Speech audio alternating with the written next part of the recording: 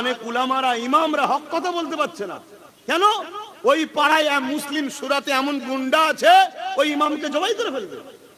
এই সময় আছেন না নাই বলুন? আমি ভুল বলছি? তাহলে ইমাম পরাধীন হলো কি করে? আর পরাধীন ইমামের পিছনে নামাজ কি হবে? লাও ফতোয়া। আমরা আমাদের মসজিদটাকে শেষ করলাম তো আমরা নিজেরাই। আমরা ইমামকে স্বাধীন দিইনি, ইমামের কথাকে আমরা কণ্ঠকে রোধ করে দিয়েছি। ইমাম তুমি হক কথা বলবে না, আল্লাহ ও রাসূলের পক্ষে কথা বলতে পারবে না। যদি বলতে পারত তাহলে বাংলার প্রত্যেকটা মসজিদে ওই দিন এলান হতো, যেদিন গায়রুল্লাহ নামের কোন খাদ্যকে রেশনের মাধ্যমে মুসলমানকে খাইয়ে মুশরিক বানাচ্ছিল গভর্নমেন্ট, সেই দিন ইমামরা মসজিদে দাঁড়িয়ে বলে দিত, যেটা খেও না তোদের মুশরিক কাফের